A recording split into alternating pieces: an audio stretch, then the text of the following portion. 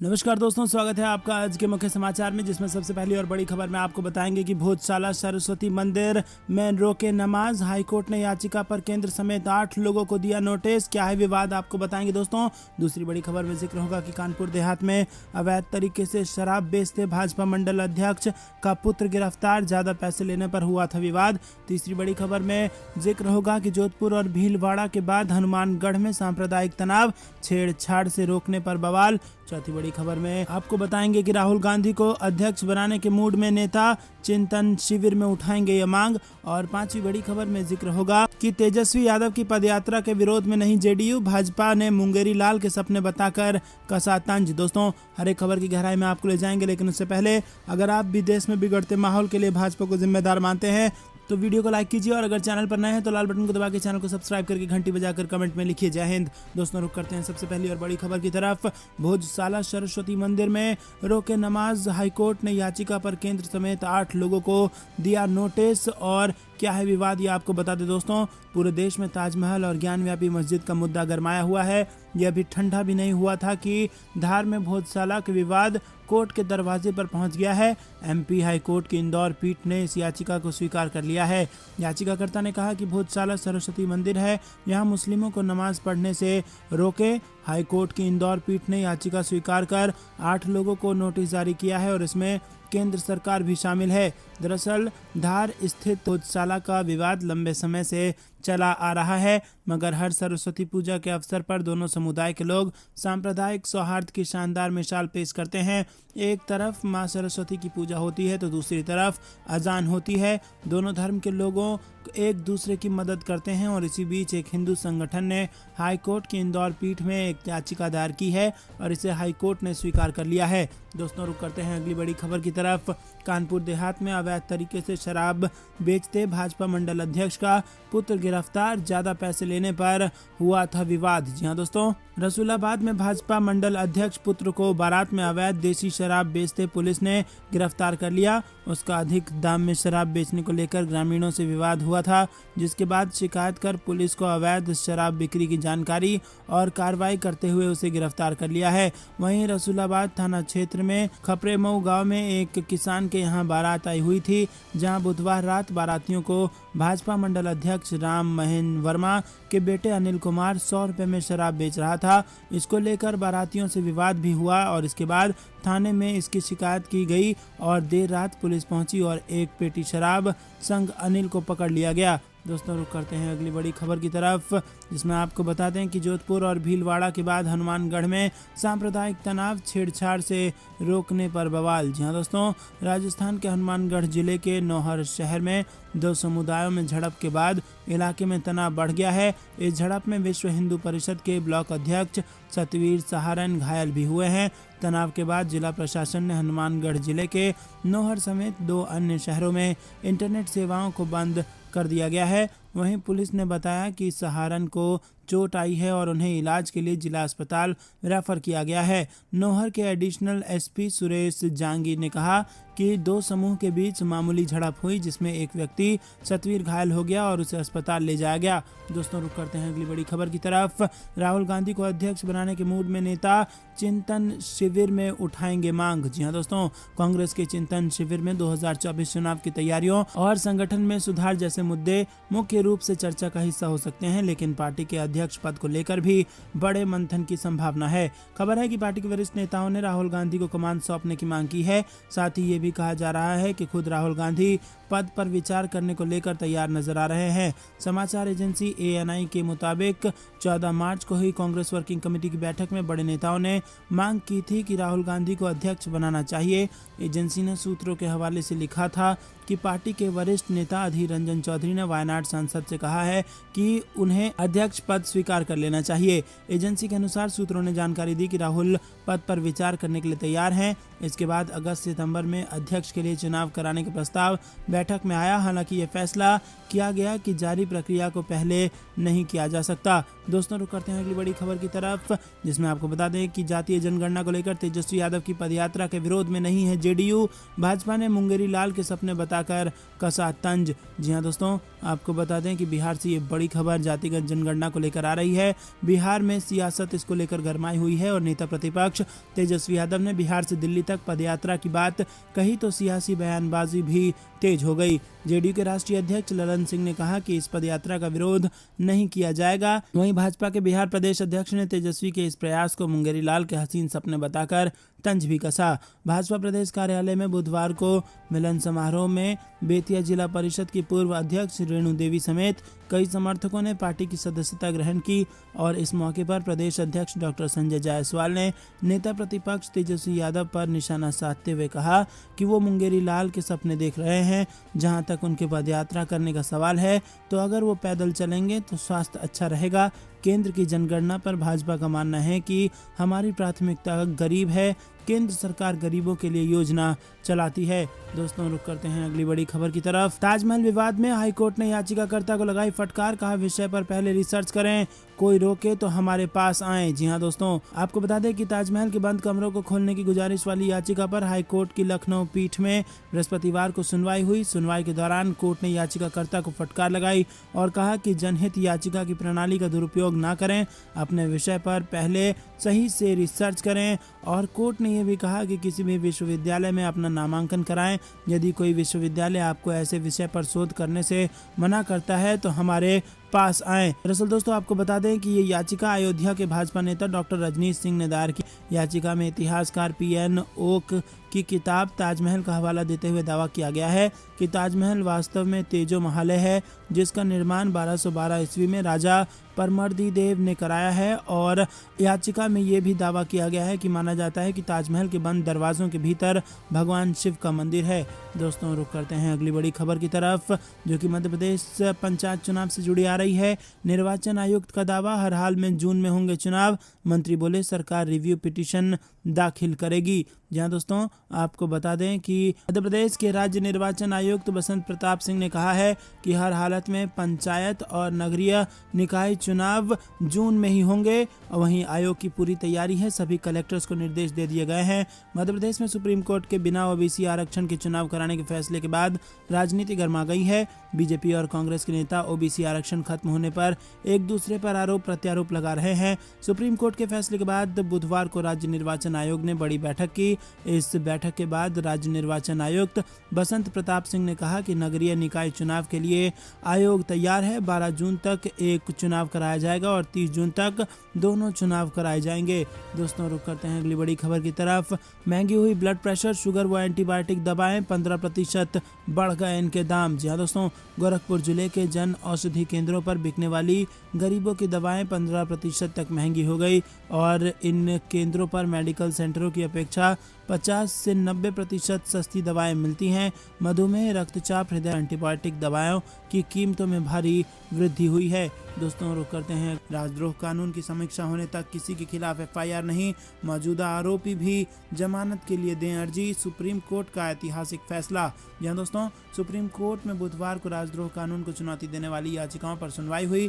भारत के मुख्य न्यायाधीश एनवी रमन्ना की अगुवाई वाली 3 न्यायाधीशों की पीठ ने मामले की सुनवाई की और इस दौरान सुप्रीम कोर्ट ने कहा है कि राजद्रोह कानून पर तब तक रोक रहे जब तक इसका पुनर्निरीक्षण न हो। वहीं आपको बता दें कि कोर्ट ने कहा कि राजद्रोह की धारा 124A में कोई नया केस दर्ज नहीं हो। विशेषज्ञों ने इसे सुप्रीम कोर्ट का ऐतिहासिक फैसला बताया है। हालांकि इस बीच कानून मंत्री किरण रिजिजू का भी बयान आया है, किसी को भी लक्ष्मण रेखा नहीं लागनी चाहिए। इससे पहले सुप्रीम कोर्ट ने सभी मामलों पर रोक लगा दी है।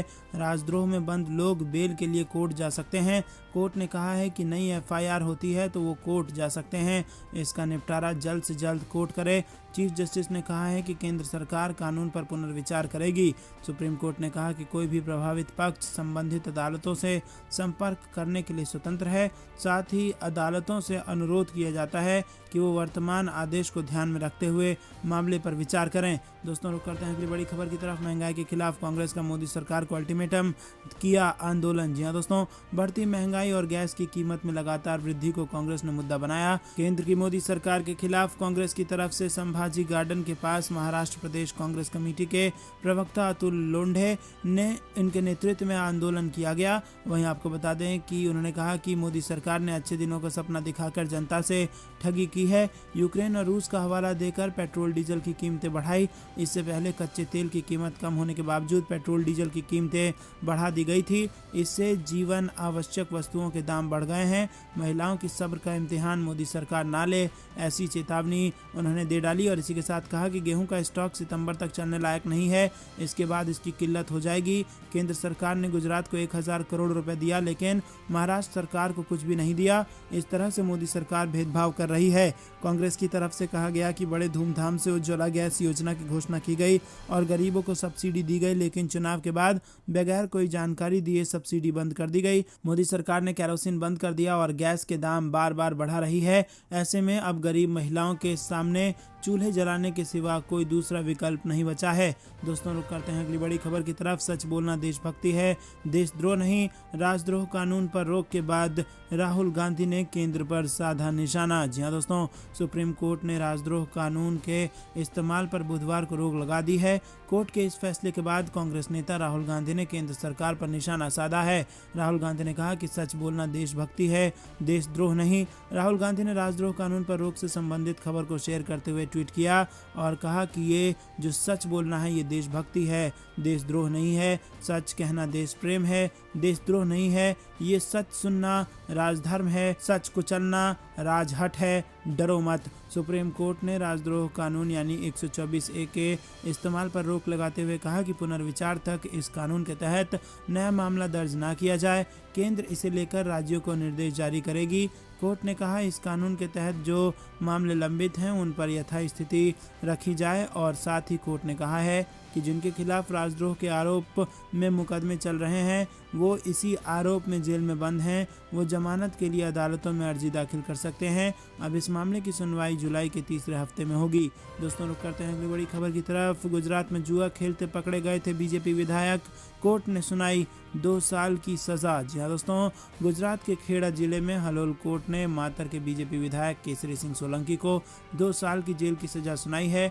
हलोल सेशन कोर्ट ने विधायक को सजा के साथ साथ 4000 रुपए का जुर्माना भी लगाया है। मातर के विधायक केसरी सिंह हलोल के फार्म हाउस पर जुआ खेलते हुए वो पकड़े गए थे। विधायक केसरी सिंह के साथ 23 लोगों के खिलाफ पुलिस ने मामला दर्ज किया था। 1 साल पुराने इस मामले में हलोल सेशन कोर्ट के जरिए फैसला सुनाया गया और कोर्ट में जो 22 आरोपी हाजिर थे उन सभी को 2 साल की कैद की सजा और 4000 जुर्माना लगाया गया है। रुक करते हैं अगली बड़ी खबर की तरफ। राजस्थान और गुजरात की 55 सीटों को साधने की रणनीति, आदिवासियों को रिझाने की कोशिश। जी हाँ दोस्तों, राजस्थान के उदयपुर में शुक्रवार से कांग्रेस का 3 दिवसीय चिंतन शिविर शुरू हो गया है और चिंतन शिविर के बाद 16 मई को कांग्रेस अध्यक्ष सोनिया गांधी, पूर्व अध्यक्ष राहुल गांधी और महासचिव प्रियंका गांधी राजस्थान एवं गुजरात के आदिवासियों के प्रमुख धार्मिक स्थल बेणेश्वर धाम में रैली को संबोधित करेंगे। रैली में 5 लाख लोगों की भीड़ जुटने का लक्ष्य रखा गया है और इस मौके पर सोनिया गांधी 132 करोड़ की लागत से बनने वाली पुलिया का शिलान्यास भी करेंगी। दोस्तों रुक करते हैं अगली बड़ी खबर की तरफ।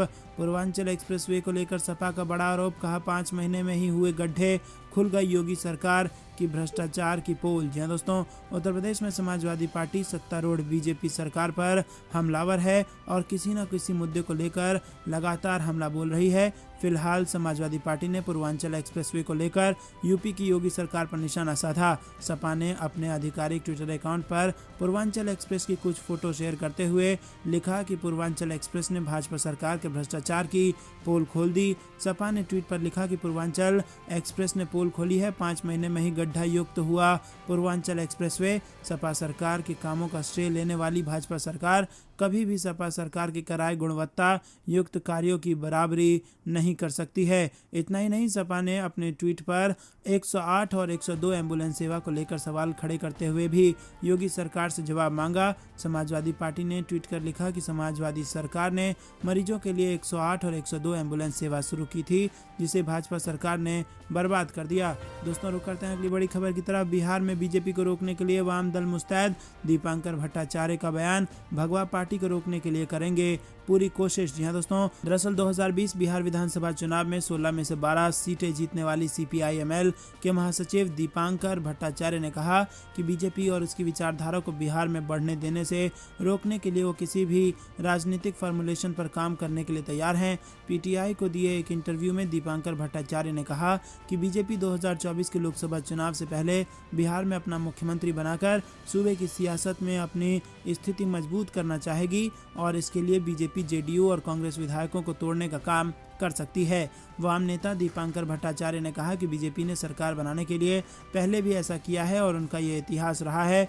सरकार बनाने के लिए दूसरी पार्टियों को तोड़ने का काम बीजेपी करती रही है। दोस्तों, रुक करते हैं अगली बड़ी खबर की तरफ, जो कि पश्चिम बंगाल से जुड़ी आ रही है, जहां पर असम में बोले TMC नेता अभिषेक बनर्जी बीजेपी की सरकार को उखाड़ फेंक देंगे। लोकसभा चुनाव को लेकर भी किया बड़ा दावा। तृणमूल कांग्रेस के राष्ट्रीय महासचिव अभिषेक बनर्जी असम दौरे पर हैं, जहां गुवाहाटी में उन्होंने पार्टी नेताओं और कार्यकर्ताओं को संबोधित किया। इस दौरान उन्होंने मौजूदा बीजेपी सरकार पर जमकर निशाना साधा। अभिषेक बनर्जी ने कहा कि हम असम में आए हैं और बीजेपी की सरकार यहां से उखाड़ फेंक देंगे। वहीं अभिषेक बनर्जी ने पार्टी कार्यकर्ताओं के बीच कहा कि हम सब कांग्रेस छोड़कर आए हैं। क्यों आए हैं? अगर आपको बीजेपी के साथ लड़ना है तो ट्विटर फेसबुक पर नहीं, जमीन पर लड़ना होगा, सड़क पर लड़ाई लड़नी होगी। TMC और कांग्रेस में ये फर्क है कि पिछले 8 साल से कांग्रेस बीजेपी के सामने हार रही है और TMC बीजेपी को हरा रही है। अगले 2 साल में हर बूथ पर TMC का कार्यकर्ता होगा और बीजेपी को हरा देंगे। TMC नेता ने दावा किया कि 2024 लोकसभा चुनाव में 14 सीटों में से 10 सीटें TMC को मिलेंगी। दोस्तों, रुक करते हैं अगली बड़ी खबर की तरफ। आजम खान को लेकर बोले अखिलेश यादव, जेल से नहीं निकलने देना चाहती सरकार, न्याय की है उम्मीद। जी हां दोस्तों, आपको बता दें आजम खान को हाई कोर्ट से जमानत मिलने के बाद भी फिलहाल रिहा नहीं किया गया है। उनके खिलाफ एक नया मुकदमा भी दर्ज हुआ है, जिससे आजम खान की मुश्किलें बढ़ सकती हैं। अब उनकी पार्टी सपा के प्रमुख अखिलेश यादव ने उम्मीद जताई है कि आजम खान जल्द से जल्द जेल से बाहर होंगे। दोस्तों, रुक करते हैं अगली। राजस्थान बीजेपी में सियासी घमासान और मंच पर ही भिड़े पूर्व मंत्री और बीजेपी विधायक। भड़ाना MLA संजय शर्मा ने कहा कि आप मेरे बॉस नहीं। जी हां दोस्तों, राजस्थान विधानसभा चुनाव 2023 से पहले प्रदेश भाजपा नेताओं में सियासी घमासान जारी है।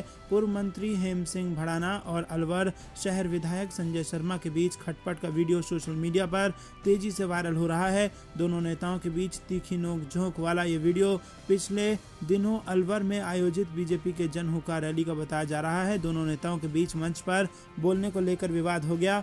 वसुंधरा सरकार में खाद्य एवं नागरिक आपूर्ति मंत्री रहे हेम सिंह भड़ाना टोका टाकी से भाजपा विधायक संजय शर्मा से नाराज हो गए। रुक करते हैं अगली बड़ी खबर की तरफ। FCRA के उल्लंघन में गृह मंत्रालय के अधिकारियों समेत 14 हिरासत में। अमित शाह के निर्देश पर CBI ने तेज की कार्रवाई। जी हां दोस्तों, FCRA का उल्लंघन कर गैर सरकारी संगठनों को विदेशी चंदा हासिल करने में मदद करने वालों के खिलाफ बड़ी कार्रवाई करते हुए मंगलवार को CBI ने देश भर में 40 स्थानों पर छापे मारे और 14 लोगों को हिरासत में लिया। इनमें केंद्रीय गृह मंत्रालय के अधिकारी, NGO के प्रतिनिधि और बिचौलिए शामिल हैं। उच्च पदस्थ सूत्रों ने बताया कि गृह मंत्रालय को जानकारी मिली थी कि उसके विभाग के कुछ निचले स्तर के अधिकारियों के साथ साठगांठ कर बिचौलियों NGO का अवैध तरीके से FCRA लाइसेंस हासिल करने या उनके नवीकरण में मदद कर रहे हैं। मंत्रालय ने गृह मंत्री अमित शाह को भी इस पूरे घटनाक्रम से अवगत कराया।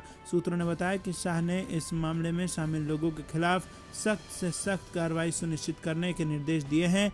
इसके बाद मंत्रालय की तरफ से CBI में शिकायत दर्ज कराई गई थी। दोस्तों, रुक करते हैं अगली बड़ी खबर की तरफ। मिशन गुजरात एक्टिव हुए राहुल गांधी, हार्दिक पटेल से की बात, मंच से भी लिया हार्दिक पटेल का नाम। जी हां दोस्तों, गुजरात में इस साल के अंत तक विधानसभा चुनाव होने हैं। चुनावी साल में कांग्रेस भी एक्टिव मोड में आ गई है। पार्टी आदिवासी मतदाताओं को अपने पाले में करने के लिए जोर लगा रही है, तो वहीं गुटबाजी शीर्ष नेतृत्व के लिए बड़ी चुनौती बन गई है। गुजरात की सत्ता के लिए होने वाली चुनावी जंग से पहले कांग्रेस इन चुनौती से पार पाना कांग्रेस को होगा और ये कांग्रेस नेतृत्व को भी मालूम है और अब इसको लेकर कमान खुद राहुल गांधी ने संभाल ली है। गुजरात दौरे पर पहुंचे कांग्रेस के पूर्व अध्यक्ष राहुल गांधी ने मंगलवार को दाहोद में आदिवासी समाज की रैली को संबोधित किया। राहुल गांधी ने अपने संबोधन में पिछले कुछ दिनों से नाराज चल रहे गुजरात कांग्रेस के कार्यकारी अध्यक्ष हार्दिक पटेल का भी नाम लिया। रैली को संबोधित करने के बाद राहुल गांधी जब मंच से नीचे उतरे, उन्होंने हार्दिक पटेल से बात भी की। राहुल गांधी और हार्दिक पटेल के बीच कुछ मिनट बातचीत हुई। राहुल गांधी ने रैली से पहले कांग्रेस नेताओं विधायकों के साथ बैठक भी की और इस बैठक में भी नरेश पटेल का मुद्दा उठा। कांग्रेस विधायकों ने यह मुद्दा उठाते हुए कहा कि जिस तरह पार्टी ने पीके को लेकर स्टैंड साफ किया है, उसी तरह नरेश पटेल को लेकर भी अपना रुख साफ कर दे। दोस्तों, ये थी दिन भर कुछ बेहद जरूरी और बड़ी खबरें। तक बने रहने के लिए बहुत बहुत धन्यवाद। देख रहे थे आपका अपना चैनल। जय हिंद, जय भारत।